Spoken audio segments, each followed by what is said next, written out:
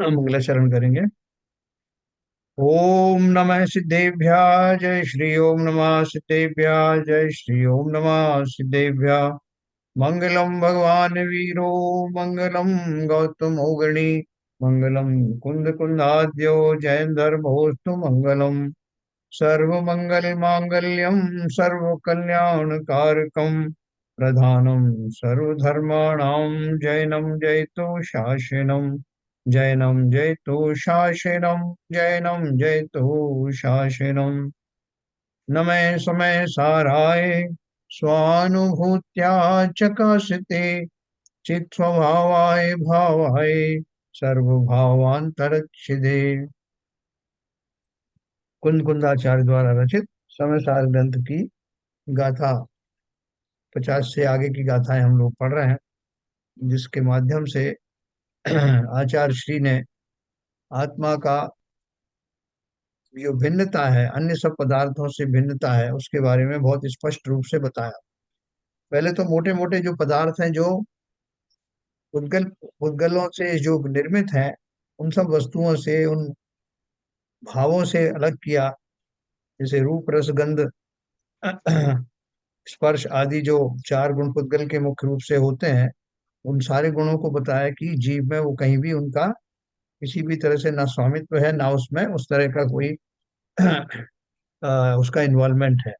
अभी उसी के आगे की जो गाथा है उसमें अब भावों की अपेक्षा से बताएंगे। ये तो अ, वस्तु की जो प्रत्यक्ष रूप है उस रूप में बताया। अब बताएंगे भावों की अपेक्षा, क्योंकि मैं चैतन्य हूँ, तो चैतन्य में कौन से भाव आते हैं। तो उन्होंने बोला चैतन्य के अतिरिक्त, अपनी चैतन्यता के अतिरिक्त और समस्त भाव जो है वो मेरे नहीं है। जो भी अनुभूतियां हैं, जीव जो अनुभूतियां करता है, वो सब चित्त संबंधी अर्थात उसके आत्मा संबंधी, आत्मा के प्रदेशों में होने वाले जो स्वाभाविक भाव हैं, उनके अतिरिक्त बाकी जो भी कोई और वस्तुओं को लेकर के उठने वाले भाव उसके नहीं है। है ना। जैसे अभी हम लोक में रहते हैं, हमें तो ये भोजन मेरा है, ये पहले तो वस्तुआं, ये पुत्र मित्र या मकान जायदाद, ये सब जो बाहर से दिखाई देने वाले जो जितने भी बाह्य जगत में दृष्ट द्रव्य हैं दिखाई देने वाले, वो सब मेरे नहीं है। अब अंदर की अनुभूति की बात करते हैं कि अगर मैं चैतन्य हूँ, तो चैतन्य में जो आने वाले हैं कि ये वस्तुओं के प्रति होने वाला ममत्व भाव, रागादि भाव, उनके उनके प्रति होने वाले आकर्षण के भाव, वो सारे भाव वो मेरे वास्तविक चैतन्य की अनुभूति से संबंधित नहीं है। चैतन्य की अनुभूति से संबंधित क्यों नहीं है?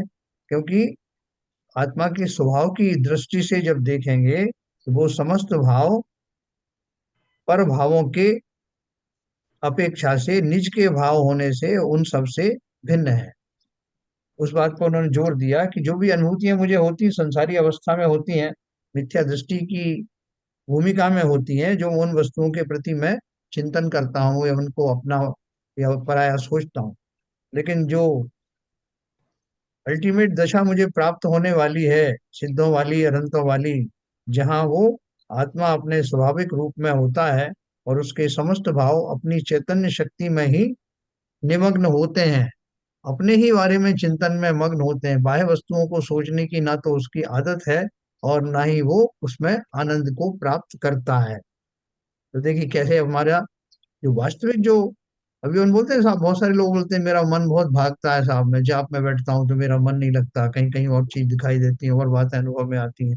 ये सब भाव हमारे तब तक ही हैं जब तक कि मैंने भेद विज्ञान नहीं किया। वेद विज्ञान होने के पश्चात फिर मेरे पास पूरा पूरा टाइम अपने बारे में ही सोचने का है, और वही मैं सोच पाता हूँ और उसमें ही आनंदित होता हूँ। तो इसी से संबंधित उन्होंने जो गाथाएं अभी दी हैं, उन गाथाओं के माध्यम से एक एक करके उन्होंने बोला है कि ये भाव भी मेरे नहीं है, वो भाव भी मेरे नहीं है। मैं प्योर चैतन्य शक्ति हूँ, जिसके पास फुर्सत कहाँ है और दूसरे भाव रखने की। अपने ही भावों से फुर्सत नहीं है, और अपने ही भाव मेरे वास्तविक भाव है। इसलिए अन्य भाव जो मेरे गलती से आते रहते थे, अब नहीं आएंगे, ऐसा अंदर ही अंदर संकल्प जागृत होने लगता है। लेकिन मुझे मालूम तो पड़े ना कि कौन सा भाव मेरे नहीं है, तो मैं उस तरफ से उसकी जिम्मेवारी भी नहीं लूंगा, उस तरफ आकर्षित भी नहीं होऊंगा। तो हमारा काम सरल कर दिया कुंद कुंदर जी ने और बताया हमको कि वास्तव में जितने भी भाव हो सकते हैं संसारी वस्तुओं संबंधी, वो सब मेरे नहीं। तो बोले मेरे नहीं तो फिर किसके हैं? तो वही उनका उत्तर है, जिसके भी हों, मेरे इसलिए नहीं है कि मेरे स्वभाव को वो टच नहीं करते। मेरे जो निराकुल स्वभाव है, जिसमें किसी और वस्तु का कोई स्थान नहीं है, उससे मैच नहीं करते। वो जिस किस भी आलम्बन के कारण, मेरे मिथ्यात्व के कारण आ गए थे, वो उनको मैं त्याग करता हूँ, मेरे हैं ही नहीं। तो ये गाथाओं में अपन इसी की झलक पाएंगे, और उसको एक एक करके अपने चित्त से, वो जो स्मृतियां हैं, जो मेरे भाव हुआ करते थे, उन्हें हम खोटे भाव कह करके और उनको, उनसे पल्ला झाड़ सकते हैं कि वो सब मेरे नहीं है। अज्ञान दशा में मेरे में प्रकट अवश्य हुए हैं, हुए होंगे, लेकिन मैं अब उन सब से विरक्त हो रहा हूँ। मैं जान गया हूँ कि वो सब भाव मेरे अज्ञान दशा में उठने वाले भाव थे, पर द्रव्यों के निमित्त से थे, इसलिए मेरे नहीं है, पर उद्गल द्रव्य के या परद्रव्य के ही हैं।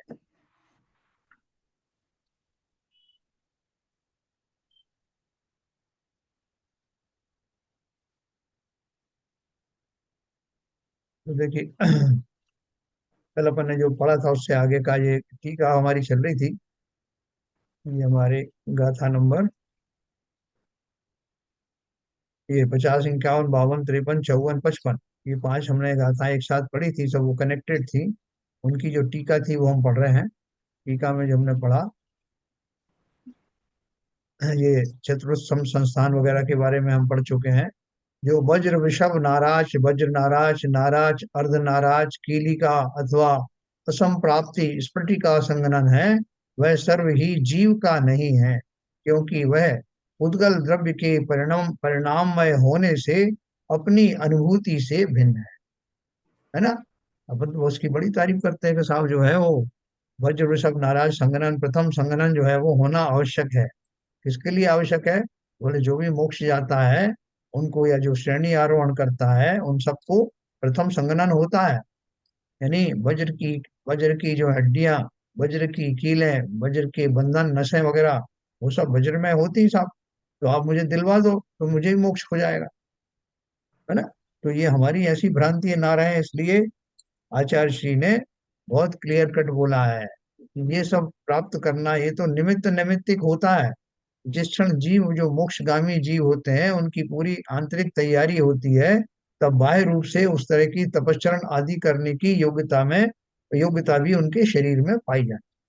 उसके लिए उन्हें कोई शरीर को का आह्वान करने की जरूरत नहीं है, उसको मांगने की जरूरत नहीं है, उसको बनाने की जरूरत नहीं है, वो सहज ही मिलता है। तो वहां मत अटक जाना कि वो मिलेगा तो ये काम होगा। वो तो जिन्हें जाना है उनको ये सब चीजें अपने आप ही प्रदान हो जाती प्रकृति में। और ये सब जो भाव, अभी जैसे हमारे अभी भाव होंगे, काश मेरी भी हड्डियां ऐसी होती, मेरे भी ऐसे होते, तो मेरे बार बार ये दर्द जो हो जाता है शरीर में, अकड़न हो जाती है, सब कुछ नहीं होता। वो आराम से बैठ पाते, आराम से सब कुछ कर पाते। झूठे झूठे ये भी कह देते हैं कि तपस्या करने में साहब मुझे जरा सहूलियत रहती। करना किसको तपस्या? हम तो ये चाहते हैं कि हमारा 100 साल की आयु रहे और सब हमारे घुटने घुटने सब सही रहे, तो अच्छा है। तो बोल रहे हैं ये इस तरह के जो सारे भाव हैं, वो सारे भाव मेरी अज्ञान दशा के कारण होते हैं, और ये वास्तव में शुद्ध आत्मा के भाव नहीं है, मेरे भाव नहीं। तो इसी से और बातें लगा लेना। जो वज्र वृषभ नाराज, वज्र नाराज, नाराज अर्ध नाराज, कीलिका अथवा असम प्राप्त स्फटिका संगनन है, वह सर्व ही जीव का नहीं है, क्योंकि वह पुद्गल द्रव्य के परिणाममय होने से अपनी अनुभूति से भिन्न है। ये सब हड्डियां कौन की बनती हैं, किससे बनती हैं? उद्गल से बनती है। तो ये पौद्गलिक उससे जो जन्य जो भाव हैं, उनसे उत्पन्न होने वाले जो भाव हैं, वो शुद्ध आत्मा के अर्थात मेरे भाव नहीं है। जो प्रीति रूप राग है वह सर्व ही जीव का नहीं है, क्योंकि वह पुद्गल परिणाममय है, इसलिए अपनी अनुभूति से भिन्न है। जो सोच करके देखना कि अगर हमको कोई ये बोल दे कि भैया तेरे अंदर में ये जो बाया था ना, तूने अभी क्रोध किया था, ये मान किया था, कषाय किया था, और अब तुम्हें दुख भी हो रहा है कि ये मैंने क्यों किया, तो आश्वस्त हो जाओ कि ये सब खोटे भाव तुम्हारे नहीं है। बोले अरे साहब ये तो आपने मुझे बहुत अच्छा कर दिया, इतनी मैंने गलतियां भी करी और आपने मुझे अभयदान दे दिया कि नहीं ये गलतियां तुम्हारी नहीं। अभयदान इसलिए नहीं दे रहे हैं कि जो तुम कर रहे हो वो किए चले जाओ, बल्कि इसलिए दिए जा रहे हैं कि जब तुम शुद्ध आत्मा होगे तब उस समय इस तरह के भावों को कोई जगह होगी नहीं। और लेकिन वो उस शुद्ध दशा में आने के लिए पहले भेद विज्ञान तो करो। ये सब भाव मेरे नहीं है, अज्ञान के कारण हुए हैं, ये मेरा ही अज्ञान था। जब मैं उसमें कुशल हो जाऊंगा, कुशलता से अपनी बारीकियां स्वयं में और प्रभावों में भिन्नता सहज में समझ में आने लगेगी, तो नवीन कर्म का बंध भी समाप्त होने लगेगा। अभी तो मुझे उसका कोई अफसोस नहीं होता। हो गया तो हो गया साहब, मैंने उनको कह दिया तो कह दिया। जब जैसा भाव आ गया, आप मुझे डांटते रहते हो। तुम किसी को नहीं डांटता। प्रकृति में सबकी अपनी अपनी व्यवस्थाएं हैं, और अपने किए हुए सब आचरण को जस्टिफाई करना ये महामूर्खता है। जब तक मैं अंदर से रियलाइज नहीं करूंगा कि ये मेरे भाव खोटे भाव हैं, ये मेरे आते रहते हैं अज्ञान दशा में, वास्तव में मैं शुद्ध अवस्था में जब पहुंचूंगा तो इनका कोई काम नहीं रहेगा। लेकिन शुद्ध अवस्था में पहुंचूंगा कैसे? पहुंचने के पहले ये सब भेद विज्ञान होना आवश्यक है। उन पर से स्वामित्व होना, उन्हें अच्छा मानना या बुरा मानना, ये सब प्रक्रिया समाप्त होना चाहिए।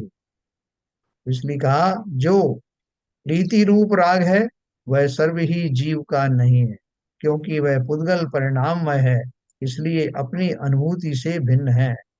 जो अप्रीति रूप द्वेष है वह भी सर्व जीव का नहीं है, क्योंकि वह पुद्गल द्रव्य के परिणाममय होने से अपनी अनुभूति से भिन्न है।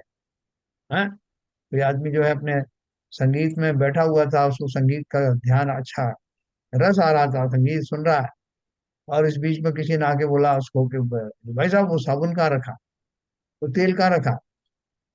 बोले यार देखो मुझे नहीं मालूम, देख लो। क्यों, आपको क्या नहीं मालूम? और वो बहस में लग जाएगा। अरे मुझे आनंद लेने दो भैया, मैं दूसरे डायरेक्शन में सोच रहा हूँ, मुझे क्या मालूम तुम्हारे साबुन से तेल से क्या, ये सब क्यों पूछ रहे हो? जिसे अपनी आत्मा के स्वरूप का आनंद आने लगा, उसको बाह्य संसार की कोई भी विभूति अपने उस आनंद से डिगा नहीं सकती। ये सब अनुभूतियां बाह्य हैं। तो बोले आपको मतलब नहीं है, भोजन बन गया, तैयार हो गया, सब हो गया, आप बैठे यहाँ संगीत सुन रहे हो आप? अरे नहीं नहीं, मुझे रहने दो, मुझे कोई भूख भूख भी नहीं। अरे अभी तो कह रहे थे थोड़ी देर पहले कि भूख लग रही है, अभी कहाँ चली गई भूख? जो इस लौकिक आनंद के माध्यम से भी अन्य लौकिक वस्तुओं को छोड़ देता है, उनको किसी भी तरह से स्थान नहीं देता, तो सोचो जैसे पारलौकिक आनंद की प्राप्ति हुई हो, वो इन लौकिक वस्तुओं के प्रति चिंतन भी क्यों करेगा? कैसे करेगा? जैसे अपन ने बताया एक सप्तम गुण स्थान वर्ती जो मुनिराज हैं, वो जब श्रेणी आरोहण के स्थान पर रहते हैं या शुद्धोपयोग में रहते हैं, तब उनको छठवें गुण स्थान के शुभोपयोग में आने पर बड़ा कष्ट होता है कि कहाँ के कहाँ आ गए भैया, कहाँ आत्मा की अनुभूति का आनंद ले रहा था और कहाँ उससे च्युत हो गया। अब उतने काल तक मुझे वो आनंद नहीं मिलेगा। तो अपना वो मिटाने के लिए जो संताप कह लो, उस जाति का संताप, तब उनको इस तरह के भाव आते हैं, व्यवहार में आते हैं, और तब वो भक्ति आदि के भाव, आहार आदि लेने के भाव, ग्रंथ रचने के भाव तब आते हैं। तो सोचो, उस आत्मा में अगर आनंद नहीं होगा, उसके चिंतन में आनंद नहीं होगा, तो सातवें गुण स्थान से छठवें में आने वाले वो भावलिंगी संत इस तरह के भाव से क्यों ग्रसित होते? इससे सिद्ध होता है कि अपनी आत्मा के जो शुद्ध भाव हैं वही मेरी चैतन्यता के वास्तव में परिचायक हैं, और उसके अतिरिक्त जो भी भाव हैं वो सब मेरे नहीं है, अर्थात जो मेरा स्वभाव है उसके नहीं, क्योंकि वह पुद्गल द्रव्य के परिणाममय होने से अनुभूति से भिन्न है। जो अनुभूति मुझे आती है स्व में रह करके, वो अनुभूति इससे कहीं उस जाति की है ही नहीं। हो मिथ्यात्व, अविरति, कषाय और योग जिसका लक्षण है, ये चार तरह से हमारे कर्म का बंध होता है ना। मिथ्यात्व, अविरति, कषाय और योग जिसका लक्षण है, ऐसे जो प्रत्यय यानी आश्रव, वह सर्व ही जीव के नहीं है। तो साहब ये आपने बहुत बढ़िया बता दिया। मैं तो बहुत ज्यादा अपराध बोध से ग्रसित था कि मैं कैसा मूर्ख हूँ, मेरे अंदर कैसे कैसे भाव आते हैं, मेरे अंदर कैसी कैसी कषाएं पल रही हैं। और कभी तो मैं सोचता हूँ कि ठीक है, जो जैसा मैं संसारी और दूसरों की तरह हूँ, मेरे भी आ रहे हैं, इसमें क्या बात है। कभी थोड़ा सा अपराध बोध होता है, कभी बिल्कुल नहीं होता। आपने मुझे बचा लिया। जैसे किसी ने बहुत गलती करके आया हमारे बेटे ने, और कोई उसको, उसके माता पिता कहते हैं कि बेटा कोई बात नहीं, जो हुआ कोई बात नहीं है, और आगे से मत करना। तो बड़ा आश्वस्त हो जाता है कि मैं तो सोच रहा था बहुत दंड मिलने वाला है, लेकिन ये तो बोल रहे हैं कोई बात नहीं, ऐसा होता रहता है। ऐसा ही आचार्य ने आश्वस्त किया, क्या कि किया कि भैया जो तुमसे गलती हुई है वो गलतियां तो तुम पहचानो। क्यों पहचानो, वो गलती क्यों है? क्योंकि मेरे स्वाभाविक भाव से मैच नहीं करती। वो धीरे से मुझसे कहेंगे कि तुम्हारे ऊपर ये शोभा नहीं देता, तुम किस खानदान के हो उसका ध्यान रखो। तो वो बच्चा भी जो है अपना रियलाइज करता है कि गलती तो हुई है, और मुझे ये भी मालूम पड़ गया है कि ये गलतियां मेरे कुल की अपेक्षा से ठीक नहीं है। तो मैं भी तो स्कूल का हूँ। जिस स्वाभिमान की मैं बात करता हूँ, वो स्वाभिमान क्या है? स्वाभिमान हमें याद दिलाता है कि मैं किस कुल का हूँ। दूसरा स्वाभिमान नहीं होता कि मैं घमंड में भर जाऊं, उसको स्वाभिमान को। स्वाभिमान इसे कहते हैं कि मुझे अपनी कुल का, जाति का, अपने उद्गम स्थान का बोध होता रहे, और मैं शर्मिंदा हूं अपने उन सब कार्यों के लिए जो मेरे कुल के व्यवहार से मैच नहीं करते। तो आचार्य ने बड़ी तरकीब से, बड़े नम्र भाव से, टैक्टफुली हमको समझाया, जिससे कि मैं उस अपराध बोध में ही नहीं पड़ा रहूं, बल्कि उससे भेद विज्ञान कर सकूं कि जो कुछ मुझसे हुआ वो वास्तव में मेरे स्वभाव का नहीं था, स्वरूप का नहीं था, जिससे मैं आगे के लिए सचेत हो जाऊं, किंचित उसका पश्चाताप भी करूं, प्रतिक्रमण आदि भी करूं, और अपने स्वभाव में बने रहने का, स्वभाव में लौटने का निरंतर पुरुषार्थ करता रहूं। मिथ्यात्व, अविरति, कषाय और योग जिसका लक्षण है, ऐसे जो प्रत्यय यानी आश्रव, वह सर्व ही जीव के नहीं है, क्योंकि वह पुद्गल द्रव्य के परिणाममय होने से अनुभूति से भिन्न है। जब हम आत्मानुभूति की बात करते हैं, तो आत्मानुभूति में ये पर पदार्थ आते ही नहीं। जैसा आज उन्होंने बहुत बढ़िया आत्मानुभूति करी, उन्होंने सब सोचा कि आज गाजर का हलवा कैसे बनता है, लौकी के हलवे में क्या क्या होता है, और कौन कौन से व्यंजन अच्छे होते हैं, ऐसी आत्मानुभूति में मग्न हो गए। इसी आत्मानुभूति कहेंगे। आत्मानुभूति का ये अर्थ होता है। तो जब भी हम अनुभूति की बात करते हैं, अनुभूति का अर्थ सभी धर्मों में, अनुभूति का अर्थ यही है कि मैं अनुभूति मतलब स्व का की अनुभूति करूं। और स्व की अनुभूति जब ही होगी जब मैं स्व को पहचानूंगा। स्व में मिली हुई जो मिलावटें हैं उनको भली भांति पहचान लूंगा कि ये मेरी नहीं है, वो मेरी नहीं है, इनके प्रति होने वाले ये भाव मेरे नहीं है। तो अंत में जो बचेगा, वो बचेगा कि समस्त परद्रव्यों से रहित ऐसे भाव जो मात्र शुद्ध आत्मा के अपने हैं, वही वे वास्तव में आत्मानुभूति है। और बाकी सारे जो परद्रव्यों से संबंधित अनुभूतियां हैं वो मेरी नहीं। जो ज्ञानावर्णीय, दर्शनावर्णीय, वेदनीय, ऊहनीय, आयु, नाम, गोत्र और अंतराय रूप कर्म है, वह सर्व ही जीव का नहीं, क्योंकि वह पुद्गल द्रव्य के परिणाममय होने से अनुभूति से भिन्न है। देखो ये अपन अपने को जो पाला पड़ता है ना, जब हम बोलते हैं कि साहब जब मेरा जो कोई कर्मों का उदय होता है तो मेरे भाव वैसे हो जाते हैं, मैं क्या करूं? वो तो कर्मों को आप डांट लगाओ ना, मुझसे क्यों बोल रहे हो? तो देखो एक अपेक्षा से तो बिल्कुल सही है कि वो भाव मेरे नहीं है, लेकिन आते कर्मों के निमित्त से हैं। ज्ञानावर्णाई वर्णी कर्म का उदय आया, दर्शनावर्णी कर्म का उदय आया, वेदनी का आया, मोहनी का आया। तो मैं कैसे समझूं उन सब भावों की? उन सब कर्मों का जब उदय आता है तो मेरे भाव विकृत होने लगते। तो उन विकृत रूप में होने में मेरा चिंतन भी बदल जाता है। तो वो चिंतन बदल जाता है और मुझे समझ में नहीं आता। कभी तो मैं सोचता हूँ कि चलो ठीक है, जैसे औरों के भाव हो रहे हैं वैसे मेरे हो रहे हैं, मुझे उसमें कुछ गलती लगती नहीं। और कभी मुझे अगर अपराध बोध भी होता है तो वो अपराध बोध हुए चला जाता है, मैं उससे निकल ही नहीं पाता। अरे मैं क्या क्या किया। है ना। हाँ हाँ, मैं झूठा अपराधी, ये सब जो हमने जो जो बनाई है ना, आलोचना पाठ और ये सब जो चीजें बनाई विस्तृति, मात्र उनको पढ़ करके और किंचित दुखी होकर के हम अपने कर्तव्य की इतिश्री कर लेते हैं। ये सब आप मुझे क्या दोष दे रहे हो? मैं रोज तो आलोचना पाठ पढ़ता हूँ, रोज प्रतिक्रमण करता हूँ, और प्रतिक्रमण में अब सब संसारी हैं तो गलतियां तो होंगी ना। बस हम ये नए आलोचना पाठ पढ़ लेते हैं और अपना मन हल्का हो जाता, और फिर से लग जाते हैं हम इसी काम। इसके अलावा तो कोई हमें मार्ग समझ में ही नहीं आता। उनसे कहो कि भैया इस तरह का चिंतन ना आए, इसका उपाय करो, बोले साहब कोई उपाय नहीं, बहुत करके देख लिया, औरों से भी पूछा, सब बोल रहे हैं कि हमको भी ऐसे भाव आते। तो कोई बात नहीं, ये मेरी दशा है तो होने दो। तो इस दशा से निकलना चाहते हो क्या? क्या निकलना तो चाहते हैं आप, तो कैसे निकलोगे? बोले आप बता दो, जाप में बैठ जाएं या व्रत संयम करने लगे या क्या करें बताओ, पुस्तक पढ़ने लगे। तो उनको कहें कि पहले तो इस बात को समझो कि तुम्हारा क्या है और तुम्हारा क्या नहीं है। बोले अरे साहब, इससे तो आप जो है हमारा सब ये छुड़ा दोगे सब, जो कुछ हमारी संपत्तियां हैं, हमारे नाते रिश्ते हैं, उनमें तो हमारी जान बसती है, उन्हें छुड़ा रहे हो क्या? भैया हम पोल नहीं खुल जाएगी। छुड़ाना है। सब पोल खुलवा दोगे आप। हाँ, तो बोल रहे हम छुड़वा नहीं रहे, तुम खुद ही छोड़ोगे। वो कैसे छोड़ेंगे?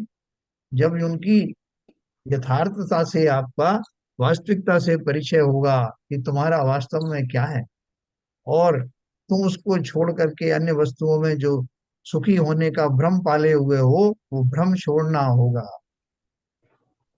जब कोई बहुत ही बिरला व्यक्ति होगा जो इस कार्य के लिए तैयार होगा कि मैं तैयार हूं, आप किसी भी तरह से मुझे बताओ कि इस तरह के खोटे भाव मुझे ना आए, और ये भाव मेरे सच्चे स्वभाव में नहीं है, ये मुझे समझ में आ जाए, इसका उपाय बताओ। तो उसका मतलब क्या हुआ कि पहले तो वो व्यक्ति रुचिवान हुआ ये जानने के लिए। ज्यादातर लोगों को ये रुचि नहीं आती कि अरे साहब ये तो कहीं सुनी सुनाई बात है, सबके ही होता है ऐसा, कोई मेरे ही थोड़ी हो रहा। तो जो वास्तव में जिन खोजा तिन पाइया गहरा पानी पैठ, है ना, जिन्हें वास्तव में संसार की इस दशा से अपना परिचय हो जाता, अपने शुद्ध स्वभाव का ज्ञान होता है, और अपने अशुद्ध स्वभाव में रहने वाली जो अशुद्धियां हैं उनका भान होता है, वही तो भेद विज्ञान कर पाते हैं। हर कोई थोड़ी कर पाता। भेद विज्ञान शब्द तो मुंह पे आ जाता है, लेकिन उसका वास्तविक भाव भाषण होता नहीं। इसलिए उन्होंने कहा कि जितनी भी अनुभूतियां हैं, आचार्य ने हमको समझाया है। पहले पहली समझाइश में तो ऊपर ऊपर से हमने वो शब्द सुने, और हम कहेंगे हाँ साहब, वो आज बता तो रहे थे कि ये सब मेरे नहीं है, वो अपने तो कुछ पल्ले पड़ा नहीं, कि हमारी तो है ही, और कहाँ से आए? मेरे नहीं तो किसके हैं? मैं ही लोगों पे गुस्सा करता हूँ, मैं ही इस वस्तुओं से राग आदि करता हूँ, और स्वाभाविक स्वाभाविक है साहब, संसारी जीव हूं तो संसारी के तो होंगे ही। और जब मैं वो बन जाऊंगा, क्या बोलते हैं, अनंत बन जाऊंगा ना साहब, तब ये नहीं आएंगे, तो बन कैसे जाओगे?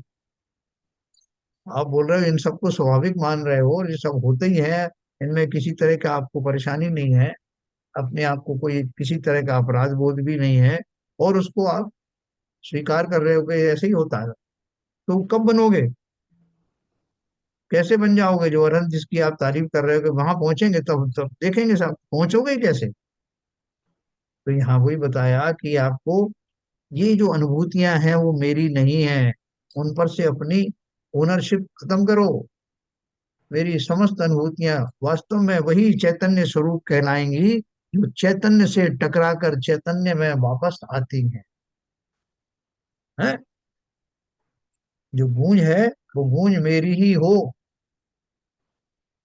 तब जा करके हमें, जब भी वो है ना, सोनागिर जी में एक वो वजनी शिला है, वजनी शिला, वहां जा करके लोग जो कुछ आवाज लगाते हैं तो कुछ वो गूंज आती है। मांडव में भी इस तरह का है, वहां पर गूंज वो वापस वापस आती। तो वो, हाँ, वजनी शिला में पत्थर बजता है।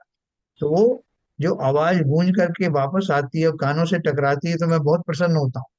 क्यों प्रसन्न होता हूँ? क्योंकि वो मेरी ही आवाज है, लौट करके मुझ तक आ रही है, ये पहचान के मैं बड़ा खुश होता हूँ। और जो जो लोग आवाज लगाते हैं वो भी अपनी आवाज की प्रतीक्षा करते हैं कि मेरी आवाज देखें कब लौट के आती है। उन्हें दूसरे की आवाज से कुछ लेना देना नहीं। ठीक उसी प्रकार से समस्त पदार्थों की अनुभूति होने से ये जीव कभी सुखी हुआ नहीं। ये सुखी होगा तभी जब अन्य वस्तुएं अन्य की समझ में आने लगे कि ये मेरी आवाज नहीं। जब स्व की ध्वनि स्व के भाव स्वयं में टकरा कर स्वयं के पास वापस आए, तब मानना कि ये मेरी प्रतिध्वनि है, जिसमें किसी तरह का कोई राग नहीं, द्वेष नहीं, मोह नहीं, और जो शुद्ध मेरी आत्मा की चैतन्य शक्ति की अनुभूति है, वही मेरी अनुभूति है। उसके अलावा और कोई अनुभूति मेरी है ही नहीं। देखो, पहले हमको सुनने में ये सब ऐसा लगेगा कि ये सब थ्योरेटिकल है, लेकिन ये थ्योरेटिकल नहीं है, ये वास्तविकता है। हम उस थ्योरी तक पहुंच ही नहीं पा रहे हैं। तो देखो, और उन्होंने एक एक बारीक बारीक बताई करके कि बार बार कहोगे तो कुछ तो समझ में आएगा। जो ज्ञानावर्णी दर्शनावर्णी वेदनीय मोहिनी आयु नाम गोत्र और अंतराय रूप कर्म है, वह सर्व ही जीव का नहीं है, क्योंकि वह पुद्गल द्रव्य के परिणाममय होने से अनुभूति से भिन्न है। जो छह पर्याप्ति योग्य, इसमें सारी चीजें जो हमने शास्त्रों में पढ़ी, करणान योग में पढ़ी, उन सबको एक एक करके रिपीट किया। इस बहाने से वो हमें वो शब्द फिर से याद भी आएंगे, और उन सब में मेरा अपनत्व छूटता चला जाएगा, है ना। वो उसको जब एक एक चीज जो है जब छुड़ाई जाती है तो उसे एक एक बात कही जाती है कि ये भी मेरा नहीं, वो भी मेरा नहीं, ये भी नहीं है। तो कई कई जगह तो सहज में हम स्वीकार करते जाते हैं, हाँ साहब ये मेरा नहीं है। लेकिन जब वो बहुत ही कोई ऐसी वस्तु की बात आती है जिसमें हमारा घोर ममत्व है, तो हम बोलते नहीं साहब, आपकी सब बात मान ली मगर ये तो मेरा है। ये शरीर तो मेरा है कम से कम। बोले क्यों भाई, शरीर क्यों और मेरा? बोले आपको पता नहीं है, जो जन्म से लेके मरण तक मेरा साथ देता है वो शरीर ही तो है। इसके अलावा और कौन सी वस्तु है जो मेरा साथ देती जीवन भर? साथ देने की बात क्या है? वो तो शरीर की अपनी नियति है कि जिस काल तक, जितनी काल तक मेरे मुझे वो आयु मिली हुई है, उस आयु के निमित्त से तब तक वो शरीर टिका रहता है। आयु किसकी? शरीर की आयु। और मेरे साथ उसका तब तक एक क्षेत्रावगाह संबंध रहता है। ये तो निमित्त निमित्तिक है, और वो तो जड़ है। समय पूरा होने के बाद आप लाख चिल्लाते रहोगे भैया थोड़ी देर और ठहर जा, वो ठहरेगा क्या? अगर तुम्हारा हुक्म उस पर चलता हो पूरी तरह से तो रोक लेना, तब उसको अलग मत करना। लेकिन वो स्वयं ही अलग हो जाएगा। तो ऐसा विचार आते ही बड़े बड़े महापुरुषों ने उस शरीर के प्रति होने वाले ममत्व का सर्वथा त्याग किया। अशरीरी होने के बाद भी चैतन्यता बनी रहती है कि नहीं? चैतन्यता कहीं नहीं जाती। इस काल में भी जब मैं अज्ञानी हूं, तब भी वो चैतन्यता विद्यमान है। मैं उसका उपयोग बराबर कर ही नहीं रहा। उसका एक उपयोग स्व में अनुभूति करना ही सबसे बड़ा कार्य है, वही पुरुषार्थ है। तो ये बोले जो छह पर्याप्ति योग्य और तीन शरीर योग्य वस्तु उद्गल स्कंद रूप नो कर्म है। नो कर्म होता है शरीर आदि बनता है, उनकी पर्याप्तियां होती हैं, छह प्रकार की पर्याप्तियां होती हैं। जो इंद्रिय इंद्रियां एक एक करके पुष्ट होती जाती हैं, वो इस योग्य हो जाती हैं कि विषयों को ग्रहण करें, उनको पर्याप्तियां कहते हैं ना। तो वो जो पर्याप्तियां हैं, वो उद्गल स्कंद के यानी नो कर्म से जन्य वो सारे शरीर का पर्याप्ति आदि की बात होती है। वह सर्व ही जीव का नहीं है, क्योंकि वह उद्गल द्रव्य के परिणाममय होने से मेरी अनुभूति से भिन्न है। जो कर्म के रस की यानी शक्तियों का समूह रूप वर्ग है, वह सर्व ही जीव का नहीं है। ये कर्म का अविभाग प्रतिच्छेद का आपने सुना होगा। इसका अर्थ क्या है कि जो हमारी जो अनुभाग होता है ना, रस देने की शक्ति, कहते हैं साहब कर्मों का जो है, कर्मों में बहुत शक्ति थी, इस बार के जो कर्म आए उसमें बड़ा गहरा रस था, उन्होंने बहुत कष्ट दिया। तो वो जो शक्ति है, फल देने की जो शक्ति है, उसकी यूनिट क्या होती है? किस इकाई में उसको मापा जाता है? शक्ति का जो सबसे छोटा जो भाग होता है उसको क्या कहते हैं? जैसे हमारे यहाँ बोलते हैं ना, इंग्लिश में जो जो इलेक्ट्रिकल एनर्जी के वाट आदि होते हैं, वाट है तो किलो वाट है तो मेगा वाट है, इस तरह की यूनिट्स होती। या जो मैकेनिकल की होती हैं, हॉर्स पावर वगैरह जो होती हैं। तो यहाँ जो जो कर्मों की फलदान शक्ति है उसकी यूनिट क्या होती है? उसकी यूनिट होती है शक्ति के अविभाग प्रतिच्छेद, यानी वो छोटा से छोटा भाग जिसका और टुकड़ा नहीं हो सकता, उसको कहते हैं अविभाग प्रतिच्छेद। जितने ज्यादा अविभाग प्रतिच्छेद होंगे उतना उतना कर्म का अनुभाग, फल देने की शक्ति ज्यादा होगी।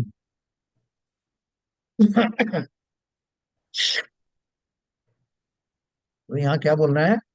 जो कर्म के रस की शक्तियों का समूह रूप वर्ग है, वह सर्व ही जीव का नहीं। पूरी साहब ये आपने अच्छा बता दिया। मैं तो बहुत घबरा रहा था कि बार बार ये कर्मों का उदय आता है, कभी बहुत तीव्र आता है, कभी मंद आता है, और वो जो है उससे मैं बच नहीं सकता, वो तो आता ही रहेगा, नहीं आता रहेगा। वो मेरा ही क्रिएशन था। मैंने ही अपने खोटे भावों से, अपने आश्रव वाले भावों से उनको, उनका सृजन किया था। वो उस रूप में आते थे। जितना तीव्र कषाय मैं करता था कर्मों के उदय में, उतना ही नवीन तीव्र बंध होता था। और जब उनका अनुभाग उदय में आता था, मैं रो पड़ता था कि साहब पहले ही से इतने संकट आए थे, अब ये पता नहीं कौन सा नया कर्म का उदय आया। क्यों हुए? किसने क्रिएट किया था? और मैंने ही किया। तो कैसे मुक्त होऊंगा उनसे? ये रियलाइज करके कि वो मैंने ही किए थे, अज्ञान अवस्था में किए थे, मेरा उससे कुछ लेना देना नहीं, क्योंकि मैं अपनी स्वाभाविक स्थिति में जब रहूंगा तो ये भाव निकट तक नहीं आएंगे। इसलिए सब कुछ छोड़ करके कर्मों में मुझे कुछ नहीं करना, कर्मों में जाके कोई तलवार नहीं चलानी। तो क्या करना है कि जिन भावों के कारण से उन कर्म आदि का आगमन हुआ, उन भावों पर नियंत्रण करना मेरे काम में आ सकता है, वो मेरे वश का काम। तो बोले जो सत्ता में लगे हुए कर्म है साहब उनको क्या करूं? नवीन बंद का तो आपने बोल दिया। बोले सत्ता में स्थित जो कर्म है वो एक एडेसिव से चिपके हुए हैं, एक गोंद जैसी है उससे चिपके हुए हैं। और वो गोंद क्या है? वो गोंद है मेरे विभाव भाव। उन विभाव भाव के कारण चिपके हैं। आप जैसे ही अपने विभाव भावों से मुक्त होकर स्व में लगोगे, स्व की अनुभूति में जाओगे, उनका एडेसिव खत्म हो जाएगा, उनका चार्ज समाप्त हो जाएगा, वो निष्क्रिय हो जाएंगे, वहीं गिर पड़े। यही प्रक्रिया शुद्धोपयोग की प्रक्रिया है। शुद्धोपयोग में मैं क्या करता हूँ? अपन बोलते हैं साहब शुद्धोपयोग के समय में गुण श्रेणी निर्जरा हुई साहब, थोक के भाव में कर्म खिर गए। कैसे खिरे? कर्मों को मालूम था कि ये वह व्यक्ति अब शुद्धोपयोग में बैठा हूं, मैं भाग लूं यहाँ से? नहीं। शुद्धोपयोग में जाते ही जब जीव स्व की अनुभूति में लग जाता है, अपनी समस्त चैतन्य शक्ति का उपयोग अपने आनंद में डुबो देता है, तो कर्मों की वो विभाव रूपी जो गोंद थी वो समाप्त होने लगती है, निष्क्रिय होने लगती है, और कर्म जिस कारण से चिपके थे वो कारण ना मिलने पर निकल पड़ते हैं, खिर जाते हैं। इसी को गुण श्रेणी निर्जरा कहा जाता है। कितना बढ़िया चीज है। मुझे उनमें भी कुछ नहीं करना, सिर्फ स्व में सुधार करना है। बाकी सब तो अपने आप सुधरे हुए ही हैं। वो तो आई इसलिए गए थे कि मैंने इस तरह का वातावरण दिया था उनको, तो आके लग गए। देखो अब कहीं टिड्डी दल आता है, कहीं और दूसरे जीव आते हैं, कहीं कहीं चींटियां हो जाती हैं, कहीं उनको सबको वातावरण कौन देता? वो वातावरण ना मिले तो वो आते नहीं। तो ये सब कर्मों का जो वातावरण है वो कीट पतंगे आदि हैं, जैसा जुगल जी ने लिखा। वो सब कर्मों के कीट पतंग, अरे सिद्ध पूजन में लिखा है ना, वो सब मेरे ही खोटे भाव से आते थे। और वो खोटे भाव मेरे हैं नहीं, मेरी अज्ञान दशा में मेरे वैसे भाव हो जाते। और जब कभी भी मेरे किंचित भाव सुधरते हैं तो कमाल हो जाता है। क्षण भर निज रस को पी चेतन, मिथ्या मल को धो देता है। आशायिक भाव विनष्ट हुए, निज आनंद अमृत पीता है। अनुपम सुख तब विलसित होता, केवल रवि जगमग करता है। दर्शन बल पूर्ण प्रकट होता, यही अरिहंत अवस्था है। क्या किया मैंने? एक क्षण भर के लिए अपने रस में पीकर अपनी अनुभूति में आकर के वो सब घटित होता है जिसकी मैंने कभी कल्पना भी नहीं की। मैं केवल ज्ञानी हो जाता हूँ एक क्षण में। क्षण भर निज रस को पी चेतन। कौन सा रस है मेरे पास? ऐसा रस जो किसी भी पुद्गल पदार्थ में नहीं पाया जाता, जो समस्त रसों से भिन्न है, निज का रस जिसे कहते हैं, है ना। निज अनुभूति रूपी रस इतना आनंदमय और कार्यकारी है कि एक बार वो मिल जाए क्षण भर के लिए तो मेरी सारी संसारी दशाएं समाप्त हो जाती हैं। केवल रवि जगमग करता, दर्शन बल पूर्ण प्रकट होता। किसने करवाया वो प्रकट? कोई ने मुझे उपहार में नहीं दिया, ये मैंने ही अपने पुरुषार्थ से प्राप्त किया। तो जो कर्म के रस की शक्तियों का समूह रूप वर्ग है, वह सर्व ही जीव का नहीं है, क्योंकि वह पुद्गल द्रव्य के परिणाममय होने से अपनी अनुभूति से भिन्न है। जो वर्गों का समूह रूप वर्णना है वह सर्व ही जीव का नहीं है। है। पहले तो अनुभाग के बारे में बात कही, अब जो प्रदेशों के बारे में बात कही, कर्म के जो प्रदेश होते हैं, कितने प्रदेश आपके आए? चार तरह का बंध होता ना, है। अनुभाग बंध, प्रदेश बंध, प्रकृति बंध और और क्या रह गया? स्थिति बंध। है, तो ये सारा बोल रहे हैं। अभी पहले अनुभाग की बात की, अब बोल रहे हैं ये प्रदेशों की बात। जो वर्गों का समूह रूप वर्गना है वह सर्व ही जीव का नहीं है, क्योंकि वह पुद्गल द्रव्य के परिणाममय होने से अपनी अनुभूति से भिन्न है। जो मंद मंद तीव्र रस वाले कर्म समूह के विशिष्ट न्यास, ये प्रकृति की बात कर रहे हैं, मंद तीव्र रस वाले कर्म समूह के विशिष्ट न्यास रूप वर्णना के समूह रूप स्पर्धक है, वह सर्व ही जीव के नहीं है। चाहे चाहे यहाँ पे आप उस अनुवाद को लगा लो, चाहे वहां पहले लगा लो। क्योंकि वह पुद्गल द्रव्य के परिणाममय होने से अपनी अनुभूति से भिन्न है। स्वपर के एकत्व का निश्चय हो तब वर्तने पर विशुद्ध चैतन्य परिणाम से भिन्न रूप जिनका लक्षण है, ऐसे जो अध्यात्म स्थान है वह सर्व ही जीव के नहीं है, क्योंकि वह पुद्गल द्रव्य के परिणाममय होने से अपनी अनुभूति से भिन्न है ना। लेकिन उन्होंने क्या लिखा? स्वपर के एकत्व का निश्चय हो तब, वेद विज्ञान हो तब, तब मेरे जो विशुद्ध चैतन्य परिणाम से भिन्न जो दूसरे चिंतन है वो सभी जीव के नहीं है। देखो यहाँ तक कि, अभी आएगा इसमें, यहाँ तक कि जो भक्ति आदि के जो भाव हैं वो भी मेरे नहीं। अरे क्या बात कर रहे हो साहब? भक्ति के भाव तो मेरे ही हैं, उसी से तो मुझे पुण्य की प्राप्ति होते हो, आप बोल रहे हो वो मेरे नहीं है। भक्ति आदि के परिणाम भक्ति में पर द्रव्यों की कहीं ना कहीं आलम्बन होता, और वो आलम्बन सब आपको उसका फल किस रूप में मिलता है? पुण्य के रूप में मिल जाता है। लेकिन आपको वहीं तक ले जाएंगे, अब तक चढ़ाए द्रव्य जितने स्वर्ग तक ही ले गए, लेकिन परम सुख के चरम तक पहुंचने से रह गए। इसलिए बहुत ध्यान रखना। काय वर्णना भिन्न भिन्न प्रकृतियों के रस के परिणाम जिनका लक्षण है, ऐसे जो अनुभाग स्थान वह सर्व ही जीव के नहीं है, क्योंकि वह पुद्गल द्रव्य के परिणाममय होने से मेरी अनुभूति से भिन्न है। काय वर्गना, वचन वर्गना और मनोवर्गना का कंपन जिनका लक्षण है, ऐसे जो योग स्थान वह सर्व ही जीव के नहीं है। कर्मों की बात हुई, अब योग की बात कर रहे हैं। कौन कौन सी? काय वर्गना, वचन वर्गना और मनोवर्गना का कंपन।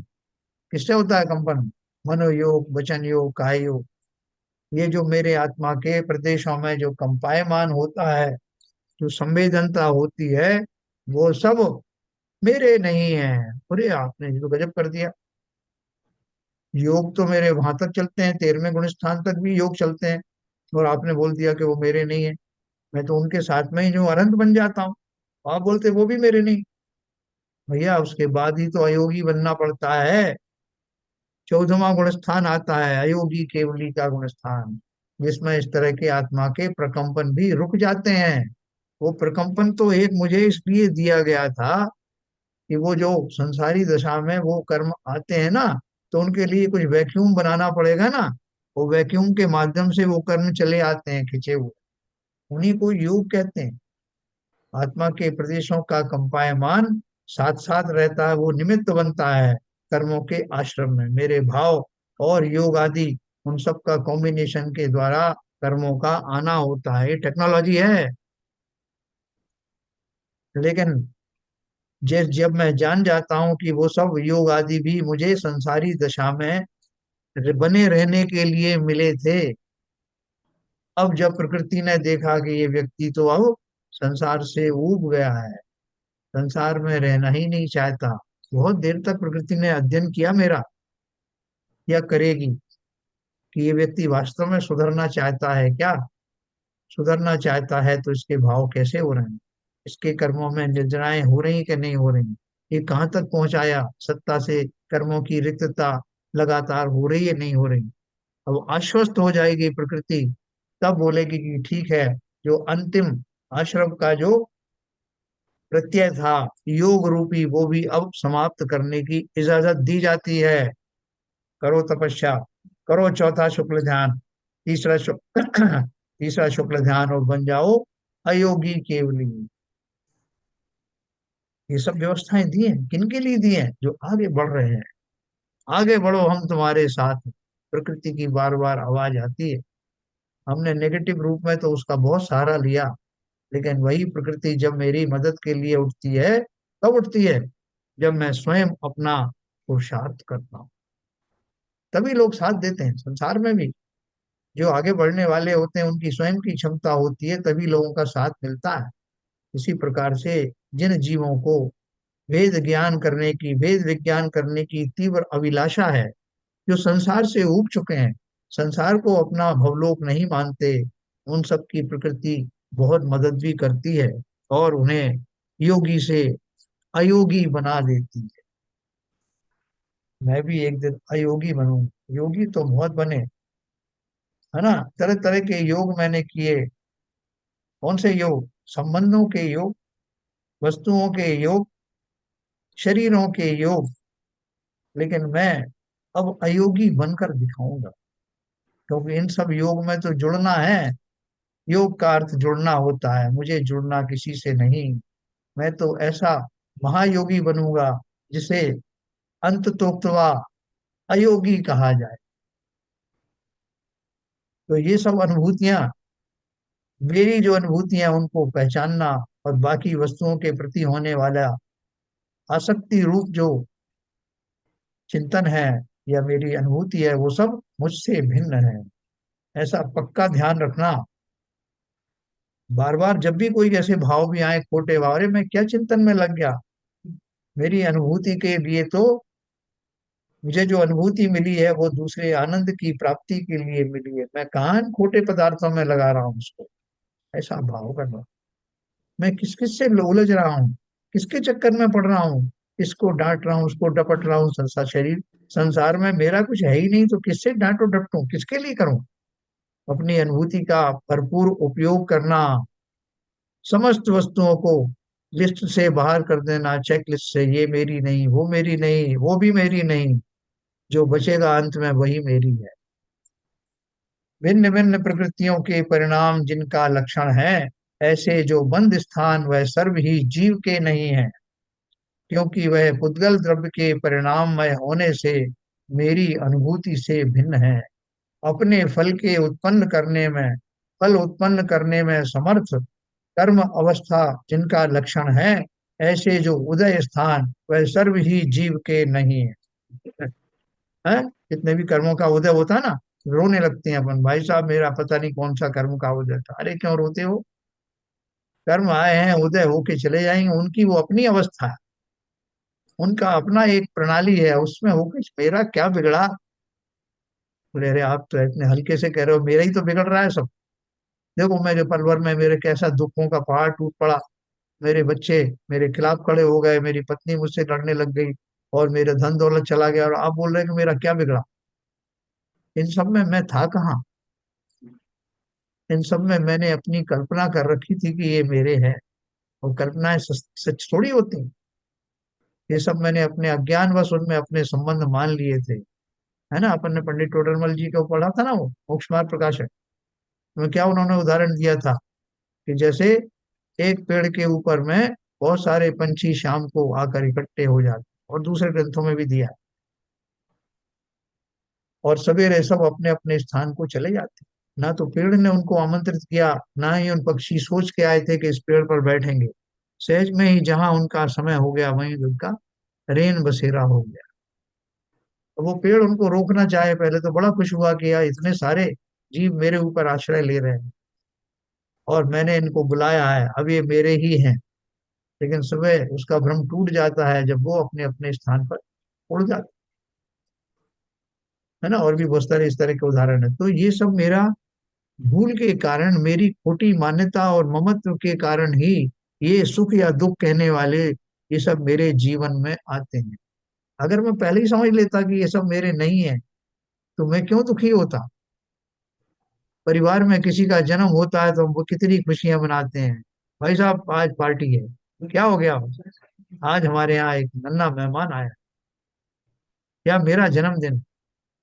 और फिर वो नन्हा मेहमान बड़ा होकर के एक दिन चला जाता है, घोंसला खाली हो जाता है, तब मैं बड़ा दुखी हो जाता हूँ। बहुत रोकने की कोशिश करता हूँ, लेकिन कौन रुकता है। तो इसलिए ये अपनी अनुभूतियों ध्यान रखना, ये उदय जब भी आए कर्म के तो रोने की जरूरत नहीं, अपने भावों को सुधारने की जरूरत है। अपनी उस समय के होने वाले भावों को विकृत नहीं होने देना है। अपने फल उत्पन्न करने में समर्थ कर्म अवस्था जिनका लक्षण है, ऐसे जो उदय स्थान वह सर्व ही जीव के नहीं है। क्योंकि वह पुद्गल द्रव के परिणाममय होने से अनुभूति से मेरी अनुभूति से भिन्न है। गति, इंद्रिय, काय, योग, वेद, कषाय, ज्ञान, संयम, दर्शन, लेश्या, भव्य, सम्यक्त्व, संज्ञा और आहार जिनका लक्षण है, ऐसे जो मार्गणा स्थान वे सर्व ही जीव के नहीं है।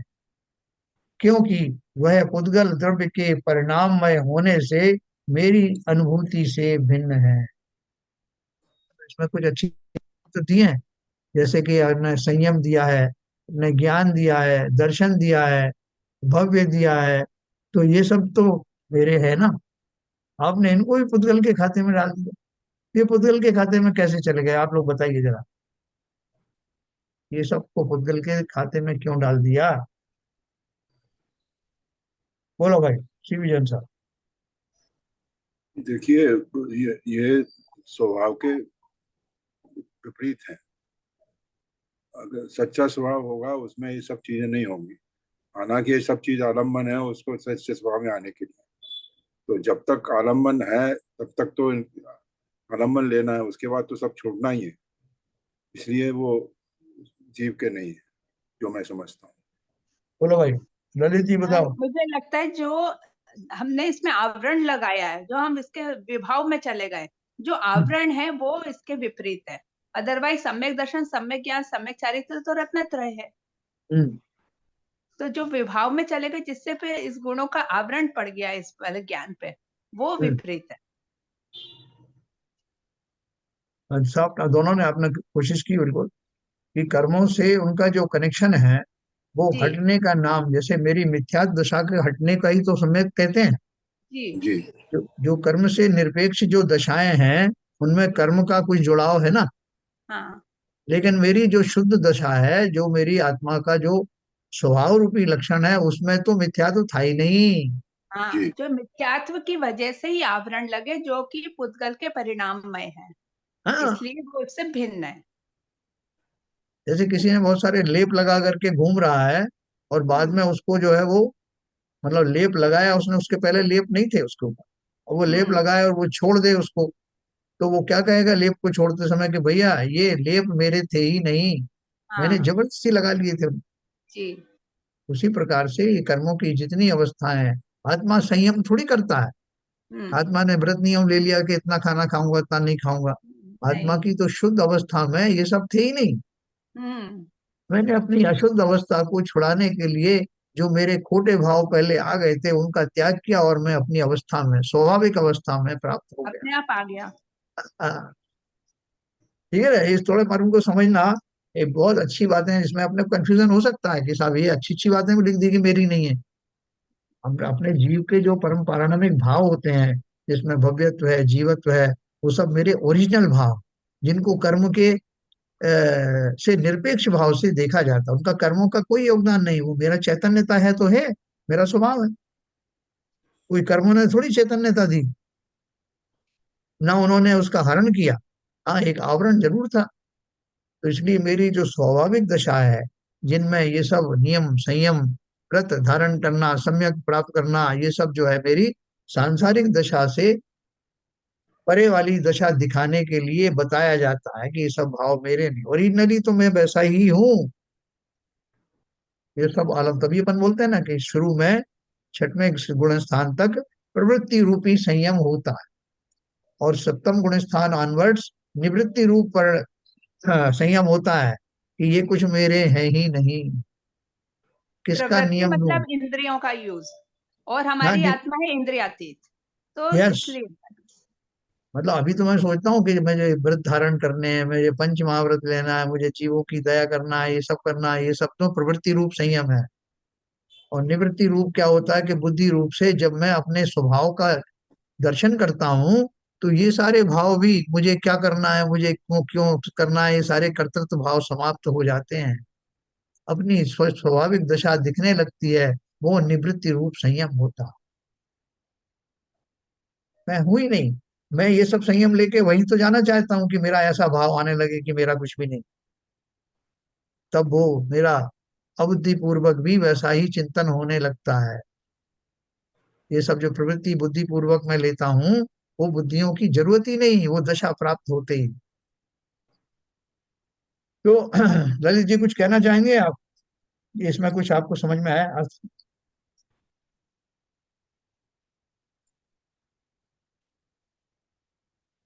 ललित जी अनम्यूट करिए। Unmute unmute.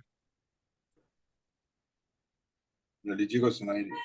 हाँ नहीं नहीं हाँ समझ में आ रहा है कि जो चीजें थोड़ा सा क्लिष्ट है, लेकिन हो जाएंगी अब्जर्व। बहुत बढ़िया। देखो ये स्पिरिट होना चाहिए कि जरूरी नहीं कि हम एक दिन में जो है वो पारंगत हो जाएं उसमें, लेकिन ये विश्वास होना कि बात जो है मेरे काम की है, कुछ कुछ मुझे समझ में आ रहा है और मैं समझ लूंगा।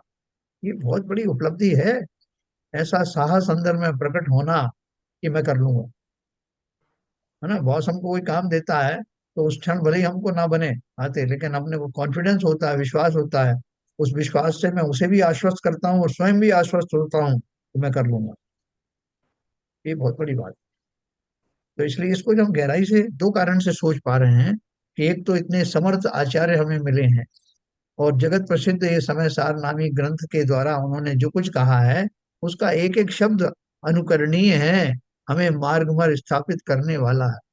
और मेरी ही कथा है, इसलिए मैं मुझे ही करना है, मैं कर लूं ना। क्योंकि उनका और कोई पर्पज तो है नहीं कि वो हमें कहीं भटकाना चाहते हो, कहीं और स्थापित करना चाहते हो, अपने चेले बनाना चाहते हो। नहीं, कौन किसका चेला? हम तो सदा काल से ऐसे ही हैं। ऐसा भाव आना ही अपने स्वभाव की दिशा में समझने में कार्यकारी है। और बोलिए, और किसी को समझ में आ रहा है? आरपी जन साहब। मेरे को तो एक चीज समझ में आ रही है साहब, हाँ और वो है मैं अपनी सुविधा के अनुसार परिभाषा दे लेता हूँ। कभी तो मैं कहता हूँ ये कर्म कर्म पुद्गलों से जन्य भाव है तो मेरे नहीं है, हाँ पुद्गलों के खाते में डाल हाँ दिए। लेकिन हाँ वो उसको एक स्टेप पहले जाता हूँ कि भाई मैंने ही ऐसे खोटे भाव किए थे कि पुद्गल पैदा हुए, तो फिर वो मेरे भाव हो गए। तो हाँ कंफ्यूजन तो फिर भी बना हुआ है। मैं हाँ अपनी सुविधा के हिसाब से कौन से स्टेप से चालू करता हूँ, तो भाव पुद्गल के खाते में डाल देता हूँ, कभी अपने खाते में मिला लेता हूँ, अपना जैसी भी स्थिति मैंने स्थिति मेरी है मैं अपना कर लेता हूँ। मतलब मैं भी पलटू पलटू राम हो गया नीतीश पलटू कुमार भी। राम से पलटू राम हो गया मैं तो। हाँ हाँ हाँ, तो बहुत बढ़िया बात कही आपने।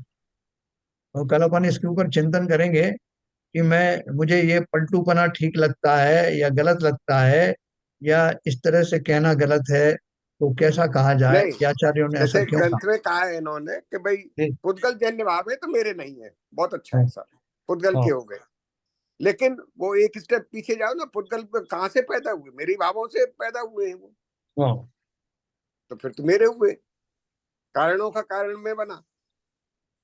कि अभी इसमें देखो, पहले आपने ये बताया था ना कि वो निश्चय से तो ये हमारे नहीं है, व्यवहार नए से हमारे ही है एक्चुअली। नहीं, किए निश्चय नहीं, और वो तो बात की बात है, लेकिन प्रैक्टिकल आप सीक्वेंस देखिए, सीक्वेंस ऑफ इवेंट्स। नहीं, आरपी इसीलिए साहब, शुरू में ये बताया था ना कि निश्चय ने से तो बात है, लेकिन हमको इसमें व्यवहार ने भी पे भी जोर देना है। क्यों अगर हम निश्चय ने भी सोच रहे हैं कि हमारे भाव नहीं है, फिर तो हम ऐसे वो हो जाएंगे एकदम फ्री फ्री एकदम, कुछ भी करते रहेंगे कि मेरे भाव नहीं है। नहीं तो इसलिए वही हमको तो मैं व्यवहार में से सोचना जरूरी है इसको। एक्चुअली थोड़ा स्वच्छंदता मिल जाती है मेरे को। हाँ, इसीलिए व्यवहार में सोचना जरूरी है इसमें। ऐसा हाँ पहले शुरू में बताया ना जैसे आपने। हाँ आरपी जैन साहब, जो आप कह रहे हैं ना कि पहले मेरे भाव हैं, सांसारिक जीव हैं जब तक तो आप अपने आप भाव समझते हैं, जब उससे निकलना है तभी तो ये विवाह बनेंगे। हाँ, तो उस डायरेक्शन में सोचने के लिए मेरे को कम से कम एक बुद्धि इस तरह की पहले ज्ञान में आनी चाहिए, इतना ज्ञानी तो हो जाऊं मैं। वही है ना, तो वो हाँ करता करता अभ्यास के जन्मत हो सुजान, तभी तो ज्ञान सुजान बनेगा। अपने शरीर के ऊपर में बहुत सारे हमने लेप लगा लिए, और लेप लगाने के बाद में चार पांच लोग थे, सबने जो अपने लेप छुड़ा दिए, मैंने नहीं छोड़ा। क्यों? क्योंकि मुझे लगा कि ये लेप बड़े सुंदर लग रहे हैं मेरे ऊपर। लेकिन ये लेप जब लगे हुए तब भी मेरे अंदर में ये आ, भाव था कि नहीं, कि ये मेरे नहीं है, ये हट जाएंगे तो मैं और दूसरी तरह से दिखाई दूंगा, ऐसा भाव था कि नहीं था? मेरा भाव था, लेप का नहीं था। नहीं, लेप की बात ही नहीं देखो कर तो रहे ज्ञानी नहीं है।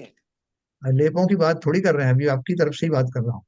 हाँ, तो जिस समय वो लेप लगे हुए थे, जिनको आप अच्छा समझ रहे थे, उस समय वो लेप, उस समय भी वो लेप आपके थे क्या? नहीं थे। तो उसके देव तो प्रति भेद विज्ञान था कि नहीं था, कि ये मेरे नहीं है?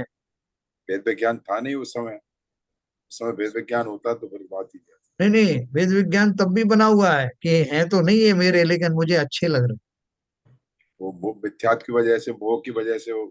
अच्छे लग। हाँ, उसको मैं हटाना ही नहीं चाहता था, लेकिन जिन ज्ञानियों ने और बाकी मित्रों ने निकाल फेंका उनको, उनसे भी मैंने कहा कि भैया तुम्हारे ऊपर अच्छे लग रहे हैं, क्यों निकाल रहे हो? उन्होंने बोला नहीं, मुझे कुछ भी फॉरेन एलिमेंट नहीं चाहिए। उन्होंने निकाल दिए साहब। मेरे है ही नहीं मैंने तो मैं। नहीं निकाला। मैंने नहीं निकाले। भले ही मैं जानता हूं कि ये मेरे नहीं है, लेकिन फिर भी वेद विज्ञान तो मुझे तब भी था, लेकिन मैंने उन्हें निकाला नहीं, क्योंकि मैं उनको अपने शरीर की शोभा मानता था। उसी प्रकार से ये कर्म आदि, नो कर्म आदि, ये शरीर आदि मेरे नहीं है। पहले तो मैं इस दिशा में सोचना ही नहीं चाहता था। अब मुझे किंचित समझ में आने लगा, आचार्यों ने समझाया कि भैया ये सब लेप है, इन्हें छुड़ाना है। तब भी मैं बेशर्म उनको छुड़ाने में कोताही करता रहा। कौन मेहनत करेगा साहब इन सब छुड़ाने हो, अच्छे लग रहे हैं, होने दो ना, तो होने दो। उन्हीं का भुगतान तो मैं 84 लाख योनियों में कर रहा था। लेकिन जब मुझे पूर्णता समझ में आ गया कि मुझ पर शोभित होते नहीं, मैं बिना बात के इन्हें लादे घूम रहा हूँ, इतना तो हमको समझ में आता है, तिरंजों को भी समझ में आता है, इनको सम्यक दर्शन करने की प्रक्रिया में बढ़ जाते हैं कि ये शरीर आदि मेरा नहीं। तो जब मैंने अनुभूतियां मेरी की थी, जब उनको अच्छा माना था, तब अच्छा मान करके वो लेप स्वयं ही धारण किए थे, उस अपेक्षा से वो मेरे थे, मैंने ही किए थे। लेकिन अब जब मैं सोचूं मेरे नहीं है, वो किस भाव से नहीं है? कि मेरा स्वाभाविक भाव नहीं। सिंपल बात है, दोनों ही चिंतन सही है। ऐसा नहीं कि पहले मैं कोई गलत सोच रहा था और अभी सही सोच रहा हूँ। उस दशा में वो मैंने इनको अपना मान लिया था, मगर अपने तो तब भी नहीं थे। मान लेने से क्या होता। तो इस प्रक्रिया को अपन कल और विचार करेंगे। आप, अच्छा प्रश्न है आपका, कि यही तो हमारी दशा है, इससे ही हमें बाहर निकलना। इसके बल पर हमको चिंतन करना है कि ये सब जो है मेरे कितनी गहराई तक इसमें अपनत्व की भावना थी, और इसके कारण मैं कितना कितना कष्टों को मैं सहता रहा। अब समय आ गया कि समझूं कि ये मेरे नहीं, मेरी समस्त अनुभूतियों का मैंने वेस्टेज किया। तो चलिए, समय हो गया।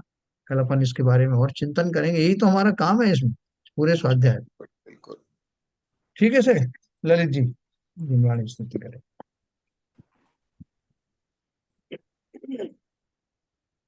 नित्यतम नाश वेको ज्ञान के प्रकाश वेको अपर भास वेको भानु सी बखानी है। छहो द्रव्य जान वेको बंध विधि भान वेको स्वपर पिछान वेको परम प्रमाणी है। अनुभवताय वेको जीव के जताए वेको काहू न सताए वेको भवे और आनी है।